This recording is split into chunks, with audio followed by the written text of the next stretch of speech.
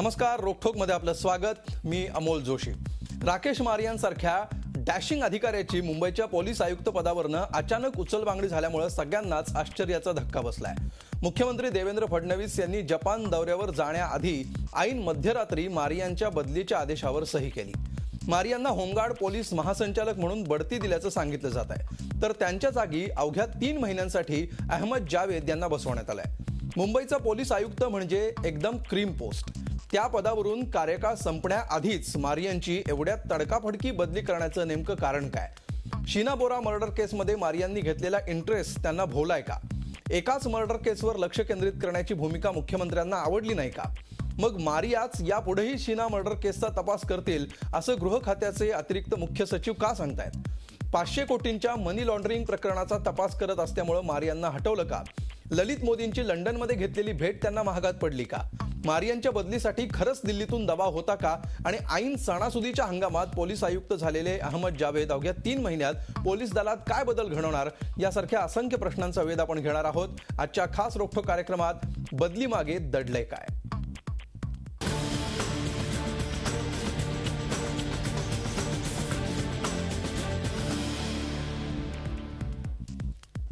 आणि या विषयावरच्या चर्चेला सुरुवात करण्यापूर्वी आपण बघूया याबाबतचा आमचा हा खास रिपोर्ट.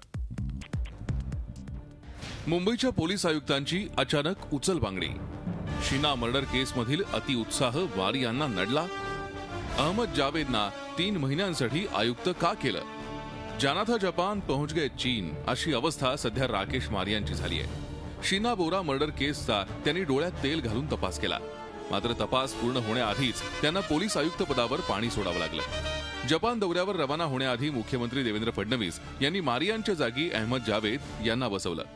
मारियांना आता होमगार्डचे पोलीस महासंचालक म्हणून बढती देण्यात आली असली तरी 30 सप्टेंबरला कार्यकाळ संपण्याआधीच त्यांना हटवण्याचं कारण काय असा प्रश्न सर्वांनाच पडलाय. राकेश मारियांनी लंडनमध्ये ललित मोदींची घेतलेली भेट वादग्रस्त ठरली होती. शीना बोरा मर्डर केसमधला अतिउत्साह त्यांना नडल्याचं आता बोललं जात आहे. मुख्यमंत्र्यांनी बजावूनही मारियांनी या केसमधला इंटरेस्ट कमी केला नाही. त्यातच केसशी संबंधित महत्वाची माहिती त्यांनी ठराविक मीडियाला लीक केल्याचा आक्षेपही घेतला जातोय. शीना बोरा प्रकरणी कॉर्पोरेट दबावामुळेच मारियांची बदली करण्यात आल्याचा आरोप काँग्रेसने केलाय.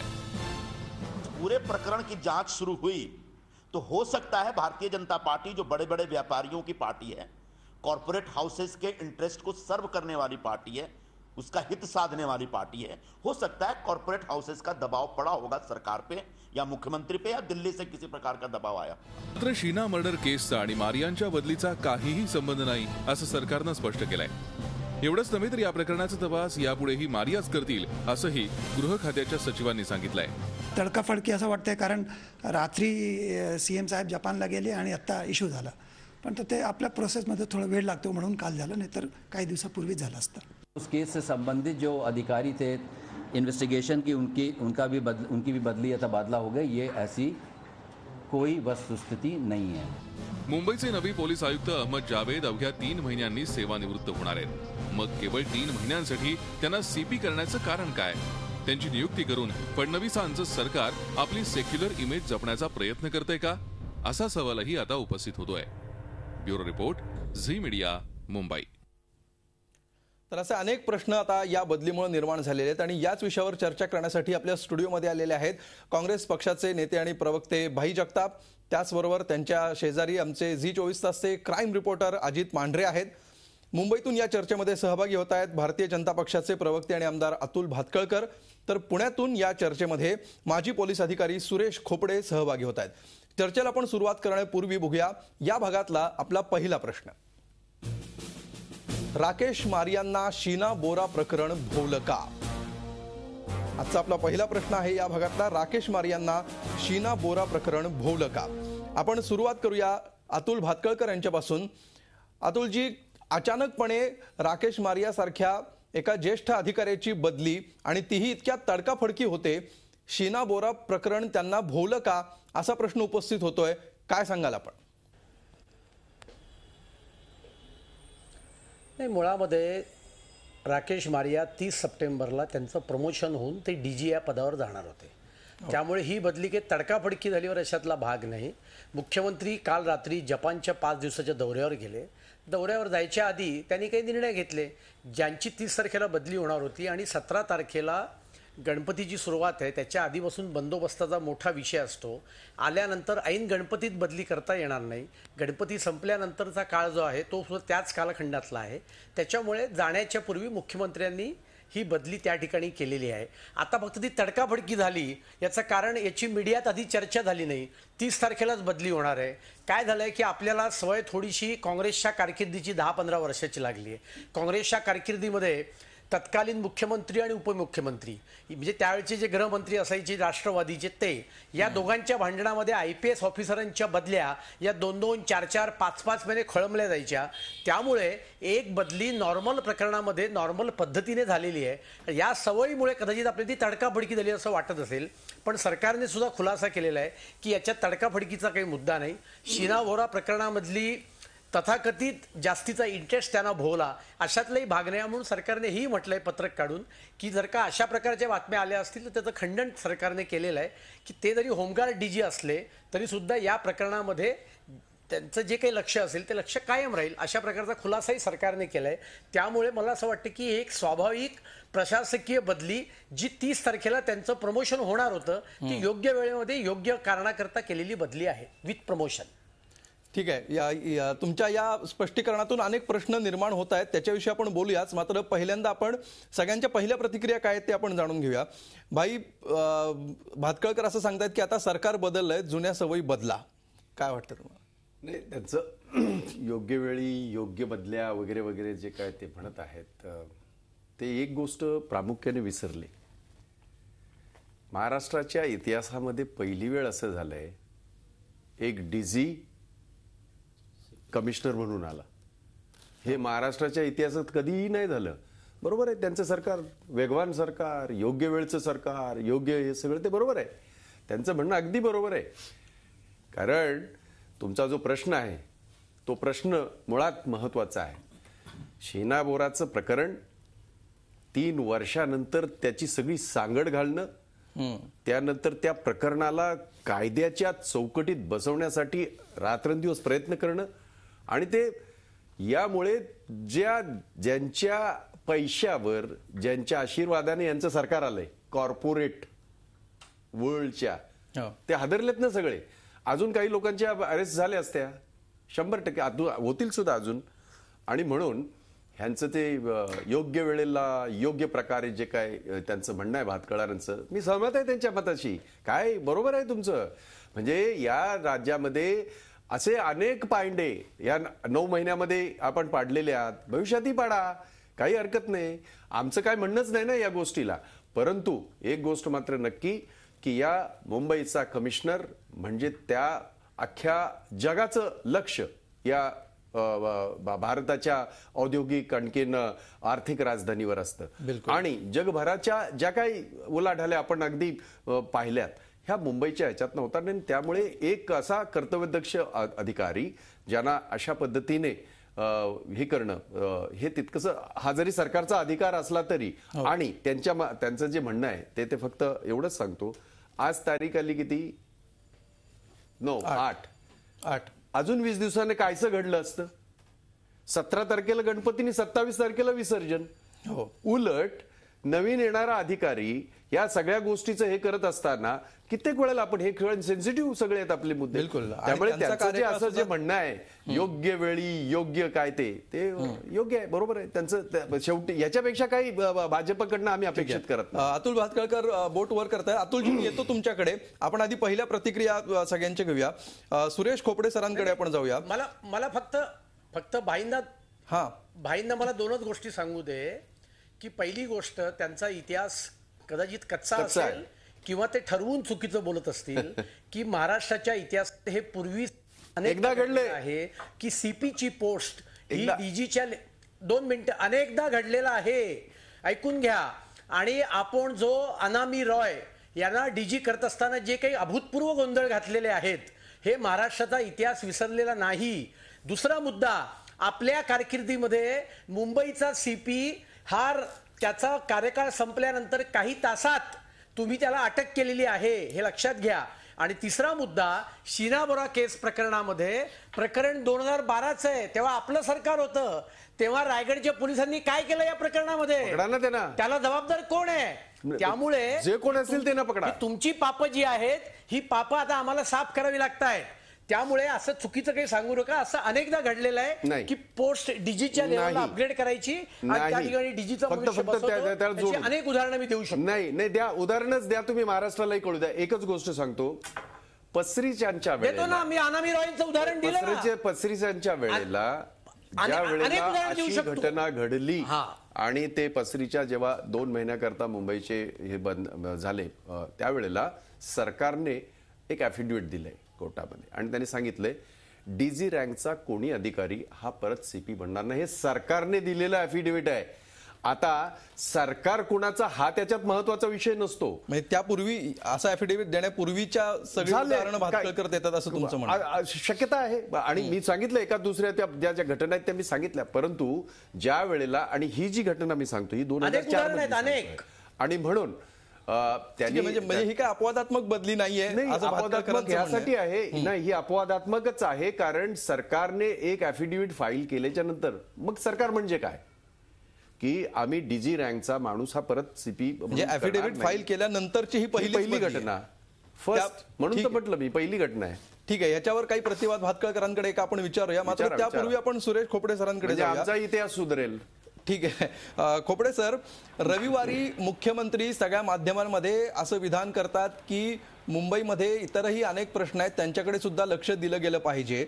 असं विधान केल्यानंतर पुन्हा सोमवारी राकेश मारिया 12-13 तास शीना बोरा प्रकरणाचा तपास करतात. त्यानंतर संध्याकाळी ते पत्रकार परिषद घेतात, पत्रकारांना अनेक खुलासे करतात आणि त्याच रात्री 2 वाजता त्यांच्या बदलीच्या आदेशावर सही होते आणि आज सकाळी 10 वाजता त्यांच्या हातामध्ये बदलीचे आदेश पडतात. हा सगळा निव्वळ योगायोग आहे आणि हे सगळं रुटीननी झालेली नॉर्मल प्रक्रिया आहे असं तुम्हाला वाटतं का?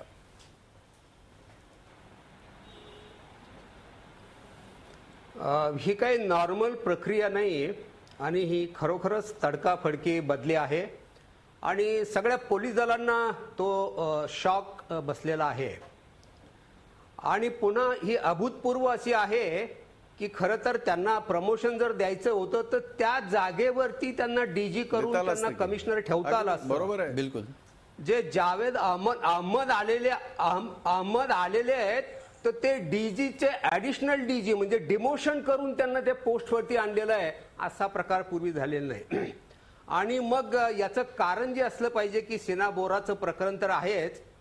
या शीना बोरा प्रकरणामध्ये मारियांनी जास्त इंटरेस्ट घेतला हेही खरं आहे आणि आम्हा लोकांनाही त्याचं आश्चर्य वाटलं की हे काय एवढा इंटरेस्ट घेत आहेत. आम्हाला जसं आश्चर्य वाटलं तसं गृहमंत्र्यांना देखील वाटलेलं आहे. त्यांच्या बोलण्यावरून त्यांनी आदेश दिला, तो आदेश मानला गेला नाही आणि मग या सरकारनं फ्रस्ट्रेशन मधून हा निर्णय घेतलेला आहे. ही पहिलीच घटना नव्हे तर एका मंत्र्यांनी सांगितलं की आमदारांना सस्पेंड करा, सस्पेंड केलं आणि ते अधिकारी नाकावर टिचून पुन्हा प्रशासनामध्ये आले. या कॅबिनेटचा पराभव त्याच्यामध्ये आहे.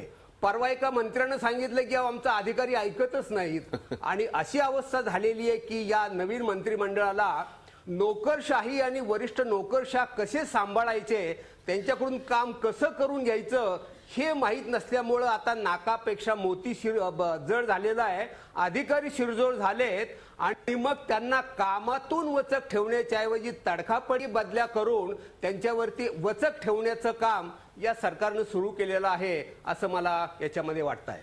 ठीक आहे. अजित मांढरे, तुम्ही आज दिवसभर या सगळ्या प्रकरणाचा पाठपुरावा करता आहात. अनेक पत्रकारांना राकेश मारिया वैयक्तिकरित्या सुद्धा भेटले. राकेश मारियांना ज्यावेळी तुम्ही भेटलात त्यावेळी त्यांची बॉडी लँग्वेज किंवा ते ऑफ द रेकॉर्ड ज्या काही बोलले असतील सगळ्या पत्रकारांशी, त्यांच्यावरून राकेश मारियांना ही बदली अपेक्षित होती असं तुम्हाला वाटतंय की त्यांच्यासाठी सुद्धा तो एक शॉक होता? नक्कीच त्यांनी स्वतःने विधान केलेलं आहे की ही संपूर्ण प्रक्रिया झाली जी आहे की वैजतीनं या सगळ्या घटना घडल्यात, घडामोडी घडल्यात, इतक्या फास्ट घडल्या आणि मुळात म्हणजे की ज्यावेळी राकेश मारियासारखा अधिकारी 93 ब्लास्टमधला त्यांनी प्रकरण ते संपूर्ण पुढे आणलं किंवा त्यातले आरोपी शोधून काढले आता जो सणांचा काळ आहे त्या काळामध्ये जास्त करून गर्दी असते आणि त्यावेळी दहशतवाद्यांचा टार्गेट असतो. या संपूर्ण कालावधीमध्ये राकेश मारे यांनी आतापर्यंत जेव्हा ज्या टेरर ऍक्टिव्हिटींना काउंटर केलेलं आहे किंवा त्यांना घुसून दिलेलं नाहीये, त्या परिस्थितीमध्ये राकेश मारे यांना सणांच्या कालावधीमध्ये बाहेर काढणं हे सगळ्याच पत्रकारांना देखील खूप मोठा शॉक आहे. कारण का आतापर्यंत आपण बघितलं असेल की वर्ष दीड वर्ष जो काही राकेश मारे यांचा काळ होता त्या काळामध्ये असंख्य अलर्ट्स होते, काही टेररिस्ट देखील आले होते. यासिन भटकल असेल किंवा अनेक असे जे लोक आहेत की ज्यांना राकेश मारे किंवा त्यांची टीम असेल, मग ती क्राईम ब्रांच असेल किंवा एटी असेल, यांच्याशी त्यांनी संपर्क करून अनेक टेररिस्टना त्यांनी काउंटर केलेलं आहे, त्यांना मुंबईमध्ये येऊन दिलेलं नाहीये. अशा परिस्थितीमध्ये राकेश मारे यांची या काळामध्ये बदली करणं हे खरंच खूप तडकाफडकी आहे आणि याबाबत अनेक पत्रकारांना देखील आश्चर्य आहे. पण जे राकेश मारेंनी आज जे वक्तव्य केलं, ज्यावेळी त्यांना आम्ही पर्सनली भेटलो, स्वतःहून त्यांनी सांगितलं की मला याबाबतीत अजिबात काही माहीत नव्हतं, पण साधारण काल संध्याकाळी 7 ते 8च्या दरम्यान जे पोलीस महासंचालक आहेत संजीव दयाल, त्यांनी राकेश मारे यांना बोललं होतं. त्यावेळी या विषयावर चर्चा झाली का शीना बोरा प्रकरणामध्ये चर्चा झाली. नक्की शीना बोरा हे प्रकरण असं आहे की ते त्यांना भोवलं आहे. अजूनही असे काही मुद्दे आहेत की जे राकेश मारे यांच्या बदली मागे आहेत, पण शीना बोरा प्रकरण देखील त्यामध्ये आहे. बिलकुल. जे तांत्रिक कारण सरकारकडून समोर केलं जात आहे त्याच्यातून काही जे नवीन प्रश्न निर्माण होत आहेत. उदाहरणार्थ, जर सणांचाच विषय होता तर राकेश मारे यांना मुदतवाढ देता आली नसती का, की जे सत्यपाल सिंग यांच्या बाबतीत मागच्या सरकारने केलेलं होतं आणि त्यांना 6-7 महिन्यांची मुदतवाढ देण्यात आलेली होती, तसं का करण्यात आलं नाही? जर पद अपग्रेड करायचं होतं तर राकेश मारे यांना सुद्धा तुम्हाला डीजी करायचं होतं, तर तेच पद ठेवून त्यांना अपग्रेड करता आलं नसतं का? असे अनेक प्रश्न निर्माण होत आहेत. एक ब्रेक घेऊया आणि ब्रेक नंतर इतर काही प्रश्नांसह आपण भेटूया.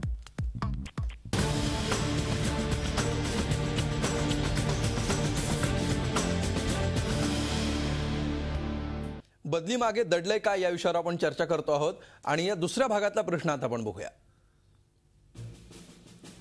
या भागातला प्रश्न आहे, राकेश मारे यांच्या बदलीतून सरकारनं नेमका काय संदेश दिलाय? राकेश मारे यांच्या बदलीतनं सरकारनं नेमका काय संदेश दिलाय? हा प्रश्न अशासाठी आहे अतुल भातखळकरजी, जे प्रश्न उपस्थित होत आहेत, एकतर मुख्यमंत्र्यांनी दिलेला संदेश आणि त्यानंतर राकेश मारे यांचं इन्व्हेस्टिगेशनमध्ये असणारं लक्ष, त्यांची इन्व्हॉल्वमेंट, हा एक मुद्दा आहे. दुसरा मुद्दा असा आहे की जर पोस्ट डीजीची करायचीच होती सरकारला तर राकेश मारे यांना होमगार्डचे डीजी करण्याऐवजी याच ठिकाणी डीजी म्हणून का ठेवता आलं नसतं? तिसरा प्रश्न उपस्थित होतो की त्यांना मुदतवाढ का देता आली नसती? जर इतके मुंबईच्या सुरक्षेचा प्रश्न महत्त्वाचा आहे आणि गेल्या काही वर्षांपासून त्यांच्याकडे ती जबाबदारी आहे, इथले सगळे रूट्स त्यांना माहिती आहेत, तर नेमका काय संदेश दिलाय सरकारने असं तुम्हाला वाटतंय? नाही, मला असं वाटतं की मुळामध्ये या बदलीला जितकं महत्त्व एखादा मीडियातला वर्ग देतोय किंवा काँग्रेसने याच्यावर टीका केली आहे, म्हणून मी याच्यात काही अर्थ नाही आहे. मी सुरुवातीलाच म्हटलं की ही एक प्रशासकीय स्वरूपाची बाब आहे. 30 सप्टेंबरला ते डीजी पदावर प्रमोशन त्यांचं होण्याकरता ते 30 सप्टेंबर ही शेवटची तारीख होती.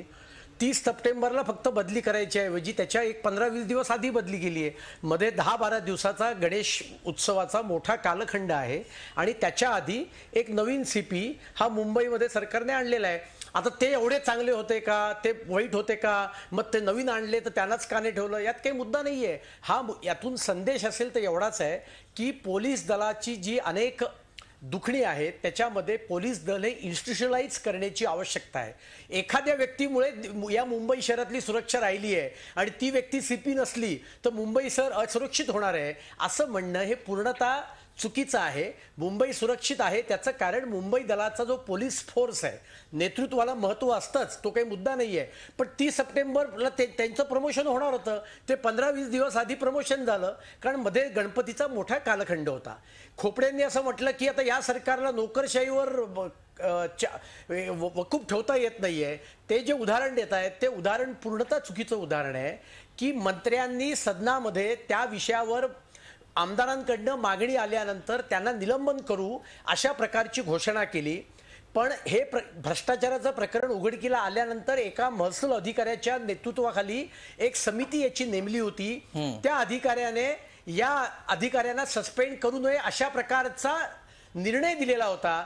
एकीकडे मंत्र्याची सर्वोच्च सदनामधली घोषणा आणि त्याच वेळेला त्या अधिकाऱ्याची ज्याला त्याची चौकशी करायला नेमलं होतं त्याचा अहवाल, असे दोन विरुद्ध गोष्टी होत्या. त्यातून मार्ग काढायचा होता आणि म्हणून त्याला काही कालखंड लागला. त्याच्या संदर्भात रेव्हेन्यू सेक्रेटरीने काही मुद्दे उपस्थित केले होते की एकीकडे अहवाल आहे सरकारच्या आदेशावरनं, एकीकडे विधिमंडळामध्ये मंत्र्याने केलेली घोषणा आहे, यातून नक्की काय करायचंय, त्यातून अंतिम निर्णय झाला की सदनामधली घोषणा ही सर्वोच्च असते आणि त्यामुळे त्या अधिकाऱ्यांचं निलंबन केलेलं आहे. त्यामुळे नोकरशाहीवर आमचा वचक नाहीये, आम्हाला अंमलबजावणी नाही, हे सुतावरनं स्वर्ग आटल्यासारखं आहे. सरकार पोलीस फोर्सला इन्स्टिट्यूशनलाइज करण्याचा प्रयत्न करत आहे आणि म्हणून बदल्यांचे अधिकार हे सुद्धा मुख्यमंत्र्यांनी स्वतःकडे ठेवले नाहीत. ते त्या IPS ऑफिसरना बदल्यांचे अधिकार दिलेले आहेत. कारण यातून एक सिस्टीम उभी करण्याचा प्रयत्न हा या गृहमंत्र्यांचा आहे असं मला वाटतंय. बिलकुल. खोपडेजी, याला काय काउंटर असेल तुमचं?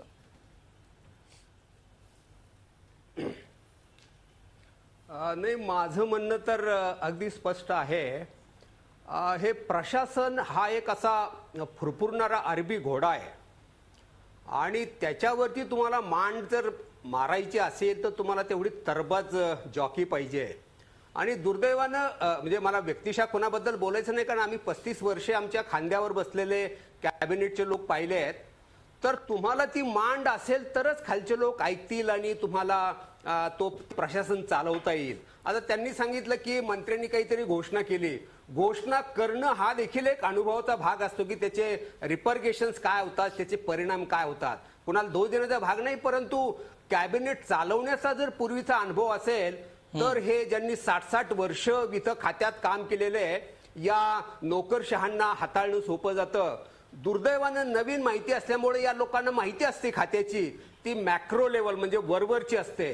मायक्रो लेवलची माहिती या अधिकाऱ्यांना असते आणि त्यामुळं हे चुकीच्या सूचना दिल्या गेल्यानंतर हे लोक ऐकत नाहीत, कायदा दाखवतात आणि मग त्यांना वाटतं की आम्ही सरकार, आम्ही कॅबिनेट वगैरे ऐकत नाही म्हणजे काय. आणि मग त्यांच्यावरती दबाव आणण्यासाठी तुम्हाला अभ्यास करून, मेहनत करून, रूलचा अभ्यास करून त्यांच्यावरती मान बसवता येईल. याला सस्पेंड कर, त्याला सस्पेंड कर किंवा तडकाफडकी बदल्या करून प्रशासन चालत नाही. आणि ते म्हटले की एका माणसाची बदली केल्याने काही होत नाही. खरं तर प्रशासनामध्ये प्रचंड मोठा वेगवेगळा संदेश जातो आणि प्रशासन जर एकत्र झालं, एकत्र आलं तर मग कॅबिनेटला काम करणं देखील अवघड होऊ शकतं. कारण यांचं आयुष्य 60 वर्षापर्यंत असतं. सगळे रूल्स, रेग्युलेशन, मॅन्युअल सगळे यांच्या बाजूने असतात. 15 वर्ष केसेस केल्या तरी शिपायाला काढता येणार नाही. खोपडे सर, भातखळकर उलट्या साईडनी सांगतायत की उलट ही जी काही एकाधिकारशाही होती त्याच्याऐवजी अख्खं पोलीस दल इन्स्टिट्यूशनलाइज कसं करता येईल यासाठीच्या प्रयत्नांचा हा भाग आहे. तुम्हाला हे इन्स्टिट्यूशनलायझेशनचे प्रयत्न वाटत नाहीत का? नाही, दुर्दैवाने प्रवक्त्यांनी खरं तर पूर्ण अभ्यास करून यायला पाहिजे. आणि दुर्दैवानं म्हणजे ते माझे चांगले, मी त्यांना चांगलं ओळखतो, परंतु नोकरशाही हा काय प्रकार आहे आणि ती कशा पद्धतीनं वागते याचं जर ज्ञान त्यांनी घेतलं आणखी काही वर्षानं तर मग आम्हाला त्यांच्याशी चर्चा करता येऊ शकेल. परंतु नोकरशाहीला अशा पद्धतीनं हाताळून तुम्हाला प्रशासन करता येणार नाही. नोकरशाही ही हाताबाहेर गेली तर ती एकत्रित एक गठ्ठा होते आणि मग ती कॅबिनेटला देखील जुमानत नाही आणि सामान्य माणसाला देखील त्याच्यामध्ये हाल होतील, ते सामान्य माणसं होतील. आणि म्हणून कॅबिनेट म्हणून सुद्धा त्यांनी काही स्वतः गृहपाठ करायला पाहिजे, अभ्यास करायला पाहिजे आणि या प्रशासनावरती अंकुश ठेवण्याचं कौशल्य मिळवायला पाहिजे. असंच मी एक माझी सनदी अधिकारी म्हणून माझं मत मांडू शकेल. ठीक आहे, भातखळकरांना याविषयी बोलायचं असेल, मात्र त्यापूर्वी भाई 2 मुद्दे आहेत. तुम्हाला एक मुद्दा मांडायचा असतो तो तुम्ही मांडाच. मात्र CP लेवलच्या अधिकाऱ्यांनी 12-12 तास एखाद्या प्रकरणामध्ये स्वतःला गुंतवून घेणं आणि या प्रकरणामध्ये आपला काहीतरी विशिष्ट इंटरेस्ट आहे अशा प्रकारची एक प्रतिमा त्याच्यामधून प्रशासनामध्ये जाणं, सरकारमध्ये जाणं, जनतेमध्ये जाणं हा एक भाग.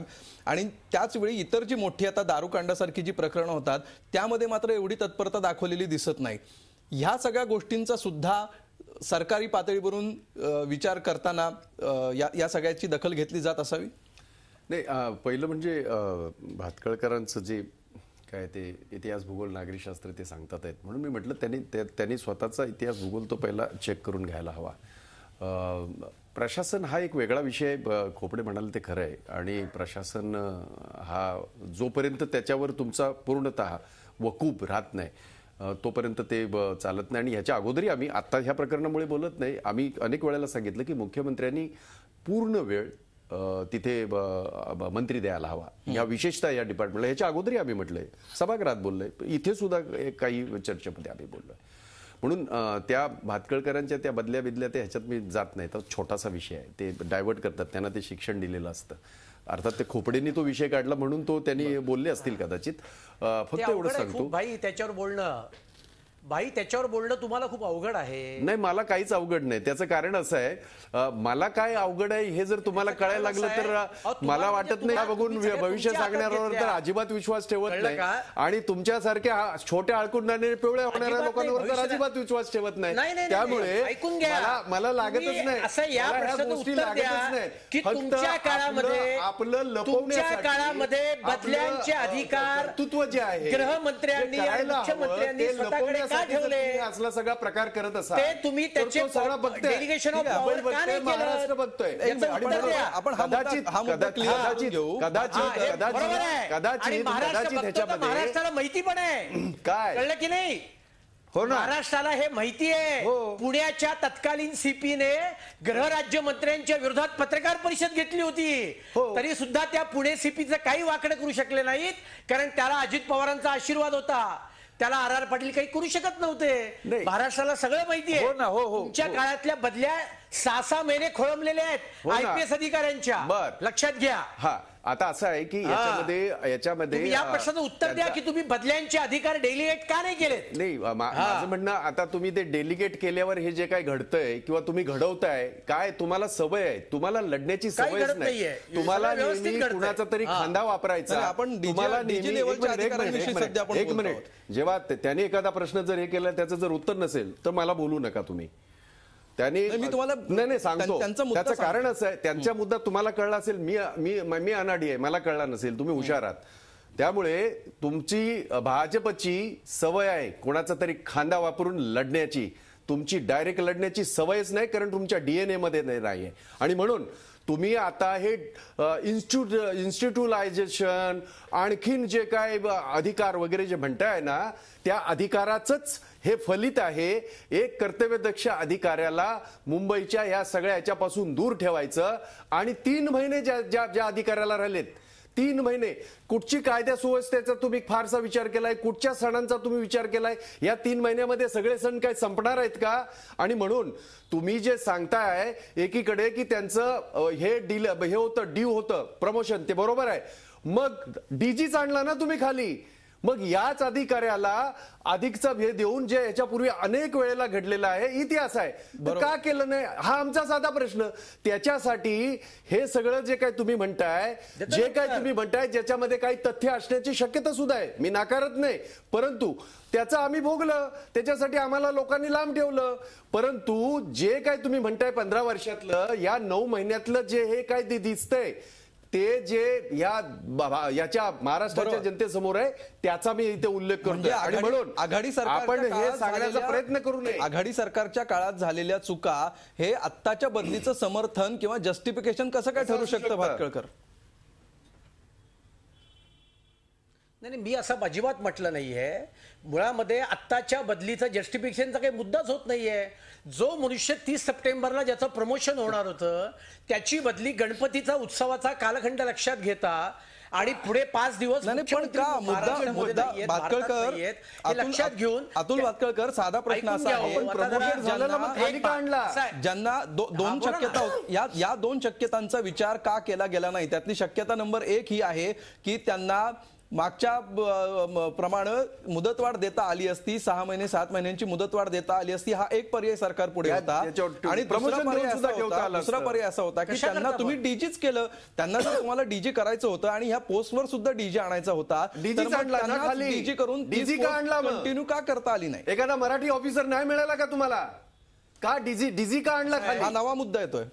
हा नाही भाई, हा बरोबर ना. मग भाई, या प्रश्नाला माझं उत्तर असं, तुम्हाला मुसलमान सीपी चालत नाही वाटतं मुंबईचा? नाही ना, असं आता मला वाटलेलंच, म्हणूनच मी हे बोललो. मी म्हणूनच हे बोललो. आता हे राजकारण हे कसं असतं, हे खरं ह्यांचं स्वरूप आहे. यांना 3 महिने राहिलेल्या ह्याचा अधिकाऱ्याला मुसलमान आणून ह्याला मुसलमानांना निर्णय द्यायचा आहे. आणि ज्या मुसलमानांचं रिझर्वेशन हे झालं, त्या रिझर्वेशनचं कधी हे बोलले नाहीत. की देशाच्या सैन्यामध्ये तुम्ही हे सांगण्याचा प्रयत्न, हे तुमचा खरा चेहरा आहे भातखळकर, बरोबर आहे, तुमचा खरा चेहरा तुम्ही आता सेक्युलर फोर्सेस मध्ये जातीयवाद आणण्याचा खरा चेहरा जो आहे ना तो लोकांसमोर आलेला आहे. प्रश्नाला उत्तर देतो, लक्षात घ्या. मुद्दा असा आहे, 30 तारखेला त्यांचं प्रमोशन होणार होतं, हे प्रमोशन त्यांचं केलेलं आहे, एवढाच मुद्दा आहे. आता तुमचा पुढचा मुद्दा जो आहे असा आहे भाई, त्यामुळे जर का तुम्ही जर का या स्तरावर जाऊन बोलणार असाल की मराठी अधिकारी चालत नाहीये, तर हे आम्ही म्हणू शकतो की तुम्हाला मुसलमान सीपी केला हे काँग्रेसला चालत नाहीये. पण या स्तरावर जाऊन मी बोलणार नाही. पोलीस दल असेल, लष्कर असेल, याच्यामध्ये कुठल्याही जात धर्म प्रांत नाहीये. लक्षात घ्या. आता प्रश्नाचं उत्तर माझ्या आधी या 2 शक्यतांचा जो प्रश्न कमिटीला कोणी ऑर्डर दिली? भारतीय सैन्यामध्ये मुसलमान सैनिक किती आहेत हे शोधण्याचा प्रयत्न कोणी केला? हे तुमच्या सच्चर कमिटीने केला. आता वरती 17 महिने झाले, आता करा की केला हे लक्षात घ्या. तुमचा आता जोशी तुम्ही विचारलेल्या प्रश्नाची थेट उत्तर देतो. त्यांचं प्रमोशन केलं, ते डीजी म्हणून प्रमोशनला ड्यू होते म्हणून त्या ठिकाणी त्यांचं प्रमोशन डीजीला खाली आणलं. पुढचा प्रश्न आहे, जर का त्यांना डीजी केलं आणि नवीन सीपी जे आले ते डीजी स्तरावरचे आहेत, मग यांनाच का नाही केलं? ही प्रशासकीय बाब आहे. त्यांना डीजी केलेलं आहे. सरकारला येणाऱ्या कालखंडामध्ये सीपी नवीन निवडाचा आहे, त्या कालखंडामध्ये त्यांनी ही प्रशासकीय बाब आहे आणि प्रशासकीय स्तरावरचे निर्णय आहेत. पण दुर्दैवाने काँग्रेस हे तर राजकारण करण्याचा प्रयत्न करते, पण हा काँग्रेसचा स्वभाव आहे. त्याला ज्या 2 शक्यतांविषयी आपण बोलतोय ते करणं शक्य होतं का? प्रशासकीय बाब नेमकी काय सांगते, टर्म्स कंडिशन्स नेमक्या काय सांगतात, याविषयी आपण खोपडेंना विचारूया. ते बऱ्याच वेळापासून हात वर करतायत, त्यांना याविषयी काही प्रतिवाद सुद्धा करायचा आहे निश्चितपणे. एक ब्रेक घेऊया आणि ब्रेक नंतर ही चर्चा आपण सुरू ठेवूया.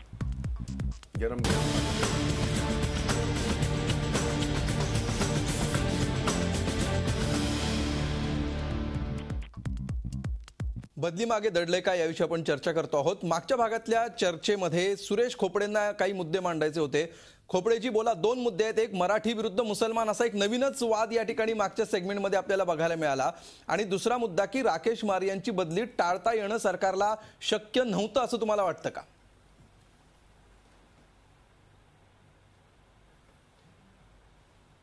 माझं म्हणणं आहे की ज्या पद्धतीनं बदली केली ती टाळता आली असती, आणि खरं तर याच्यामध्ये मारियांची चूक आहे हे सगळं महाराष्ट्र आणि सगळा देश हे ओळखत होता की ज्या मुंबई शहराचे जे पोलीस कमिशनर आहेत तिथं जातीयवादाचे प्रश्न आहेत. दरवर्षी 700 लहान मुलं मुली गायब होतात, त्यांचा पत्ताही लागत नाही. आतंकवाद्याचा प्रश्न, टेररिस्टचा प्रश्न हे सोडून हे अधिकारी 8-8, 12-12 तास तपास करतायत, प्रेसला सांगतायत. बिलकुल. तर ती त्यांची चूक होती. तर ती चूक खरं तर त्यांचा कान पकडण्याचा म्हणजे कंट्रोल करण्याचा अधिकार हा गृहमंत्र्याकडे असतो, आणि मग त्यांनी काय केलं नाही, त्यांचं का ऐकलं नाही, याचं उत्तर असं आहे की एकदा सांगून ते कुणी ऐकत नाही. तुम्हाला त्यांच्याबरोबर बसून तासनतास गप्पा मारून मला काय अपेक्षित आहे, माझे काय ध्येय धोरणं आहेत गृहमंत्री म्हणून ही सांगावी लागतात, आणि हे त्यांचा मानणं हा त्यांची ड्युटी असते सरकारी नोकरांची. ती ऐकली नाही म्हणून मग यांची तडकाफडकीची बदली केली. तर या बदलीमुळं त्यांनी स्पष्ट सांगायला पाहिजे होतं की त्यांनी माझं ऐकलं नाही म्हणून मी बदली केली. खरं तर आमची अतुलजींची आता जी काही धडपड चाललेली, हिंदू मुस्लिम वगैरे असे वाद सांगतायत वगैरे, तर मान्य करायला पाहिजे की आमचं सरकार नवं आहे, आम्हाला अजून काही कॅबिनेटची माहिती नाही. आणि मी सुद्धा जाहीरपणे सांगतो की 3-3 वर्ष पोलीस दलामध्ये काम केल्यानंतर आम्हाला खातंही समजलं नाही. हे गृहमंत्री कधी न बसता त्यांना सगळं खातं महाराष्ट्रात कळालं असं जर त्यांनी केला तर ते चुकीचं आहे. ठीक आहे की बा आम्हाला माहिती नाही, मी समजून घेतोय, पण अधिकारी ऐकत नाहीत म्हणून त्यांची बदली केली. आणि अतुलजींनी सांगितलं असतं की हो अधिकारी मस्ती करतायत, आम्ही त्यांची बदली केलेली आहे, तर ते महाराष्ट्राला पटलं असतं, लोकांना पटलं असतं. पण ती जे म्हणजे ताकाला जाऊन गाडगं लपवतायत आणि ते जे लपंडाव करतायत, त्यामुळे सामान्य माणसं हसतात की राजकीय प्रवक्ते कशा पद्धतीनं मांडणी करतात. बरं, ठीक आहे. ही ताकाला जाऊन भांडे लपवण्याचा हा प्रयत्न असं तुमचं म्हणणं आहे. अजितनं सुद्धा काही इथे मुद्दा मांडायचा आहे. अजित, अगदी थोडक्यात. आता जो मुद्दा निघाला की मराठी IPS किंवा मराठी CP चालत नाही आणि मुस्लिम CP तुम्हाला चालतो का? मुळात जर आधीच्या आघाडी सरकारला मराठी CP करायचा होता तर सत्यपाल सिंह यांना 6-7 महिने एक्सटेन्शन देऊन विजय कांबळेसारख्या अधिकाऱ्याला डावलून राकेश मारेंना सीपी का केलं तो एक मुद्दा आहे. म्हणजे प्रत्येक राजकीय नेते किंवा जी सत्ता आहे त्यांच्या हिशोबाने त्या अधिकाऱ्यांचं किंवा त्या संपूर्ण त्यांच्याकडे सत्ता आल्यानंतर त्या व्यक्तीचं आपल्या हिशोबाने आपल्या मर्जीने कोणत्याही वेळी कोणत्याही क्षणी त्यांची बदली करतात किंवा त्यांना तिकडे बसवतात. फक्त आता इथे मुद्दा असा उपस्थित होतो फक्त राकेश मारे नाही तर याच्या पुढच्या काळात काही दिवसांमध्ये मुंबई पोलीस दलातील असंख्य मोठे अधिकारी आहेत ज्यांच्या बदल्या होतील. मला फक्त यांच्या त्या प्रश्नाचं उत्तर याच्यासाठी द्यायचं आहे कारण आमच्याकडे टाइम कमी आहे म्हणून. एक तर असं की मराठी हे सारखं करतात तेव्हा म्हणाल त्या अर्थाने आम्ही कधीच असं म्हणालो नाही. त्यामुळे उलट असं म्हणत 95ला इनामदारांना शेवटपर्यंत सीपी केलं नाही ही वस्तुस्थिती आहे. म्हणून कोण बोलतो मराठी तर त्यामुळे नाही तुमचे मित्रपक्ष नेहमीच त्यामुळे तो माझा एजेंडा नाही. दुसरा अतुल भातकरांचा म्हणून म्हटलं इतिहासाचा पूर्ण अभ्यास करून येत जा. जेव्हा मला सांगताय माझा इतिहास कच्चा आहे याच सरकारने तुम्ही हसन गफूर हे कमिशनर होते मुस्लिम नाही आहे. Thank you very much. कसं राहतं की तुमच्या सारख्यांच्या सर्टिफिकेटवर माझं काय अवलंबून काहीच राहत नाही ना. राजकीय करिअर अवलंबून राहत ना माझी बुद्धिमत्ता अवलंबून राहत आणि ती महाराष्ट्राला माहिती आहे. त्यामुळे मला त्याची चांगलं आहे की त्याच्याने हे करताय. परंतु ही गोष्ट मला मुद्दाम सांगावीशी वाटेल की या सगळ्या प्रकरणामध्ये जर एखादा अधिकारी चुकलाय खोपडे म्हणाले त्याप्रमाणे तर त्याला पद्धती आहेत ना. काही चिंता असण्याचं काय कारण नाही. त्याने जर एखाद्या विशिष्ट याच्यामध्ये फार इंटरेस्ट दाखवला असेल वगैरे हे आहेच तो अधिकार आणि तो सरकार म्हणूनच त्याला ते म्हणाले ना अरबी घोडा त्याच्यावर बसणारा तो असावाच लागतो. परंतु आम्ही जे वारंवार म्हणतोय की पोलीस खाते अतिशय सेन्सिटिव्ह आहे. त्यामुळे तिथे पूर्ण वेळचा एखादा हे असायला पाहिजे. म्हणजे कोणी अतुल भातखळकर करा आमचं काय म्हणतं काय मला करणार आहेत का त्याने अतुल भातखळकर करा ना. पण या राज्याला पूर्ण वेळ देणारा जेणेकरून ते पोलीस दल समजून घ्यावं ही सगळी जी काही गृहमंत्री हवे त्याच्यासाठी आपण वैयक्तिक मुख्यमंत्र्यांजवळ माझा वाद नाही देवेंद्र फडणवीसांबरोबर माझा वाद नाही. परंतु आपण बोलत नाही म्हणून म्हटलं की त्याच्यासाठी म्हणून मी सारखं म्हणतोय बाकी काय. अतुलजी मी तुमच्याकडे येतो त्याला जोडून आपण पुढचा प्रश्न सुद्धा बघूया. या भागामधला जो शेवटचा प्रश्न आपण चर्चेला घेतोय की अशा तडकाफडकी बदल्यांमुळे बड्या अधिकाऱ्यांच्या मनोबलावर परिणाम होईल का यासाठी हा प्रश्न मी तुम्हाला विचारतो आहे. भातखळकर तुम्ही म्हणता की हा एका अधिकाऱ्यापुरता विषय आहे त्याचा एवढा गवगवा करण्याची गरज नाही. पण इतक्या मोठ्या अधिकाऱ्याची अशा प्रकारे ज्यावेळी तडकाफडकी बदली केली जाते त्यावेळी आपल्या बाबतीत सुद्धा अशी परिस्थिती होऊ शकते अशा प्रकारचा एक संदेश सरकारकडून दिला जात नाही असं आपण कसं काय म्हणू शकतो. नाही पहिलं उत्तर तर मी सुरेश खोपड्यांना देतो की मला त्यांचं काही कळलंच नाही आर्ग्युमेंट. ते असं म्हणतायत की राकेश मारे यांनी शिनावरा प्रकरणामध्ये अतोनात इंटरेस्ट दाखवला. त्यांना मुख्यमंत्र्यांनी सांगितलं की तुम्ही यात लक्ष देऊ नका असं त्यांचं म्हणणं आहे आणि तरी सुद्धा त्यांनी लक्ष दिलं त्यांचं ऐकलं नाही आणि मग त्यांची बदली केली तर बदली पण चूक आहे. म्हणजे मला त्यांचं काय विश्लेषण आहे हेच मला कळलं नाही. असं आहे सुरेश खोपडेंनी दंगलीचा फार मोठा अभ्यास केलाय त्याच्यावर त्यांची पुस्तकं आहेत. जरा ऐकून घ्या आता शांतपणे. त्यामुळे देवेंद्र फडणवीस गृहमंत्री झाल्यानंतर त्यांनी संपूर्ण पोलीस दलाचं इन्स्टिट्यूशनलायझेशन करण्याचा प्रयत्न केला. आपल्या क्राईम रिपोर्टरने एक उदाहरण दिलं आघाडी सरकारच्या काळामध्ये गृहखातं कसं चालवलं जात होतं. ऐका तुम्ही हा मुद्दा पुढे नेण्यापूर्वी त्यामुळे भाई ऐकून घ्या. नाही सर मी अमोल जोशी बोलतोय. मुद्दा असा आहे की मूळ मुद्दा असा आहे की जर मुख्यमंत्र्यांचे आदेश ऐकले नाहीत आणि मुख्यमंत्र्यांच्या आदेशाचं उल्लंघन केलं आणि त्याची शिक्षा म्हणून जर ही बदली असेल तर मग तसं जाहीरपणे मान्य का सरकार करत नाही. त्यासाठी सणांची कारणं का दिली जात आहेत. जोशी हे विश्लेषण माझं नाही हे विश्लेषण खोपड्यांनी आत्ता केलं. आणि विश्लेषण केल्यानंतर ते असं बोलले की ही बदली मात्र अन्यायकारक आहे ही तडकाफडकी करायला नको होती. हे विश्लेषण माझ्या आकलशक्तीच्या पलीकडचं आहे. कारण त्यांनी असं म्हटलं की माझं जे काही विश्लेषण आहे ते ऐकून लोक हसतायत. तर लोक बी काही हसत नाहीयेत. लोकांना अगदी क्लिअर आहे की राकेश मारे यांचं 30 तारखेला प्रमोशन होणार होतं. ते डीजी होणार होते. मधल्या कालखंडात 5 दिवस राज्याचे मुख्यमंत्री महाराष्ट्राच्या बाहेर आहेत देशाच्या बाहेर आहेत आणि आल्यानंतर तोपर्यंत गणपतीचा कालखंड येतोय. त्यामुळे जाण्यापूर्वी त्यांनी त्या ठिकाणी त्यांची बदली केली त्यांचं प्रमोशन केलेलं आहे. हे इतकं साधं सोपं सरळ आहे. खोपडे असं म्हणतायत खोपड्यांचं विश्लेषण आहे माझं विश्लेषण नाही आणि ते त्यांचं विश्लेषण माझ्या अंगावर चिकटवत आहेत. एक मुद्दा. दुसरा मुद्दा, देवेंद्र फडणवीस यांची प्रशासनावर पक्कड नाही. खोपडे साहेब विधानसभेतले त्यांचे विरोधक सुद्धा अजूनही म्हणत नाही येतो बोलतो ना की देवेंद्र फडणवीस यांची कार्यक्षमता, त्यांच्या प्रशासनावरची कमांड, त्यांचा गेल्या 15 वर्षातला विधानसभेतला अभ्यास, हे त्यांचे विरोधक सुद्धा त्यांचं या विषयात कौतुक करतायत, त्यांच्या स्वच्छ प्रतिमेचं कौतुक करतायत. आता आपण सदनाच्या बाहेर राहून जर का त्यांची प्रशासनावर कमांड नाही असं म्हणताय तर ठीक आहे, तुम्ही तुमचं मत व्यक्त करायला मुक्त्यार आहात, लोकशाही आहे. पण तुमच्या मताची महाराष्ट्राची जनता ही कुठल्याही प्रकारे सहमत होणार नाही. त्यामुळे प्रशासनावर पूर्ण प्रकारची पक्कड आहे. आणि पुन्हा एकदा मी सांगतो की गृहमंत्रीपद हातात घेतल्यानंतर या गृह खात्याचं इन्स्टिट्यूशनायझेशन करण्याचा प्रयत्न केलाय. आपल्या आता क्राईम रिपोर्टरने उदाहरण दिलं की सत्यपाल सिंगाला 7 महिन्याची मुदतवाढ दिली.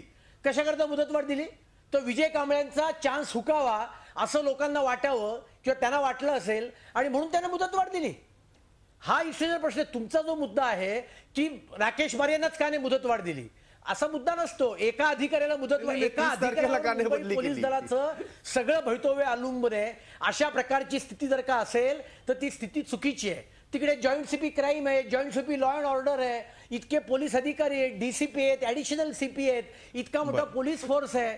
त्यामुळे या पोलीस दलामध्ये, या गृह खात्यामध्ये व्यापक सुधारणा करण्याची आवश्यकता आहे. त्याला राजकारणापासून मुक्त ठेवण्याची आवश्यकता आहे.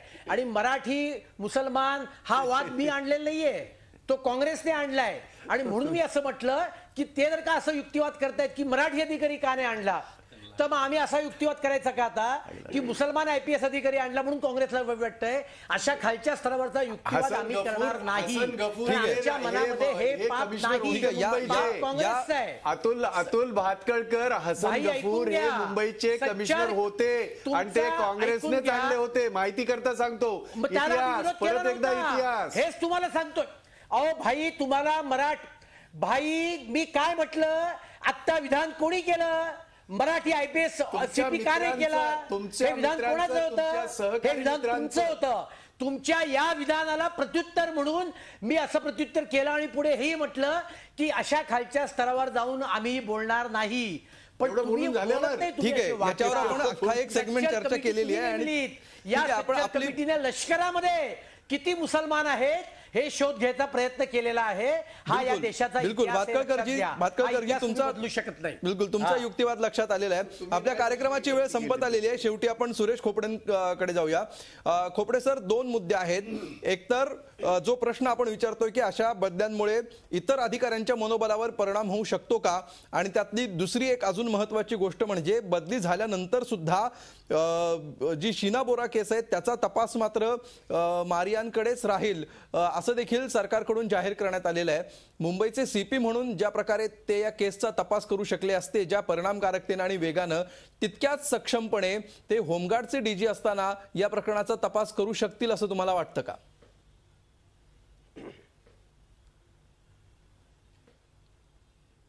नाही, अतुलजींचं बोलणं मी ऐकलं आणि माझं असं म्हणणं नाही की फडणवीसची त्यांच्यामध्ये क्षमता नाही वगैरे असं. माझं म्हणणं आहे की अनुभव कमी आहे आणि कुठलाही शिकाऊ माणूस त्याला खूप शिकावं लागतं, अनुभव घ्यावा लागतो, त्याला बसून ते सगळं समजून घ्यावं लागतं. मला एवढंच म्हणायचं आहे. परंतु एक म्हण मला पुन्हा आठवली की माणसानं एक खोटं बोललं की ते झाकण्यासाठी मग त्याला 10 वेळा 100 वेळा खोटं बोलावं लागतं. आमच्या अतुलजींची जी काही धडपड चाललेली आहे स्पष्टीकरण देण्याची, त्यात तेही पूर्ण कन्फ्यूज झाले आहेत.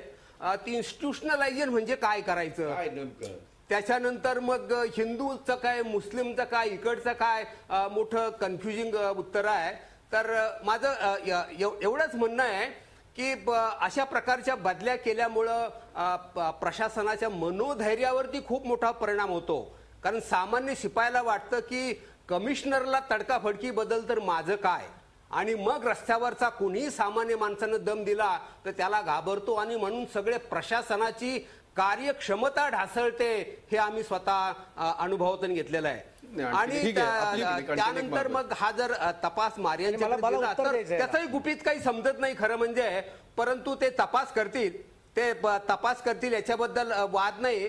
परंतु त्याचा दूरगामी वाईट परिणाम होतो. ठीक आहे, त्याचे दूरगामी वाईट परिणाम होतील असं म्हणतात. तुम्हाला दोघांनाही बोलायचं आहे भाई, पण आपली वेळ संपलेली आहे. आपली वेळ संपलेली आहे. बरेचसे मुद्दे आलेले आहेत, या विषयावर चर्चा याच्यावर चर्चा होत राहील. भातखळकरजी, मला माफ करा, आपली वेळ संपल्यामुळे मी हा कार्यक्रम पुढे याच्यापुढे. त्यांनी थेट व्यक्तिगत आरोप केलेत ना, खोपडेंनी व्यक्तिगत आरोप केले, त्याला उत्तर देता आलं पाहिजे. ठीक आहे, मी तुम्हाला दोघांना एक एक वाक्यामध्ये तुमचं स्पष्टीकरण. अगदी त्यांनाही द्या वेळ, त्यांनाही द्या. त्यांना काय बोला, काय असतं माहितीये का, कर्णधार ज्या वेळेला जातो त्यावेळेला टीमचं फार हे होतं. हा नैसर्गिक नियम आहे. त्यामुळे एखादा कर्णधार मारियान सारखा जेव्हा जातो त्यावेळेला तेव्हा टीमवर परिणाम होत असतो. मनोबल जे आहे, धैर्य ते खचतच. बिलकुल. भातखळकरजी, अगदी थोडक्यात 2 वाक्यात तुमचं म्हणणं सांगा.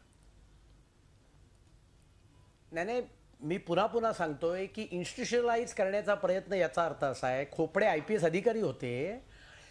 हा पहिला मुख्यमंत्री आहे, पहिला गृहमंत्री आहे या नजीकच्या काळातला की ज्यांनी बदल्याचे अधिकार हे खालच्या स्तरावरच्या अधिकाऱ्यांकडे दिलेले आहेत.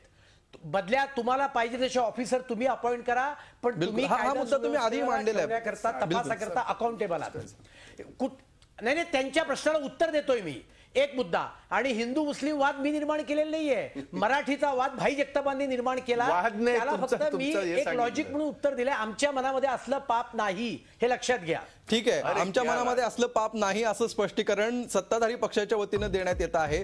नेमकं काय मनात होतं म्हणून ही बदली केली असा प्रश्न विरोधकांकडून विचारला जातो आहे. आणि प्रशासनावर सत्ताधाऱ्यांची पकड अजून म्हणावी तशी बसलेली नाही, अशा प्रकारचं निरीक्षण सध्या माजी IPS अधिकारी व्यक्त करतायत. या सगळ्या प्रकरणातून नेमका काय संदेश दिला, याचे नजीकच्या भविष्यकाळात चांगले किंवा वाईट काय परिणाम होतात हे आपल्याला कळेलच. मात्र तूर्त ही बदली चर्चेच्या केंद्रस्थानी आलेली आहे, एवढं मात्र नक्की.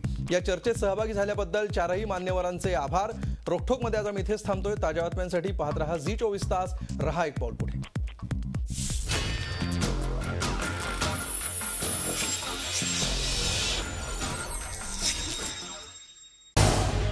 झी24 तास, रहा एक पाऊल पुढे.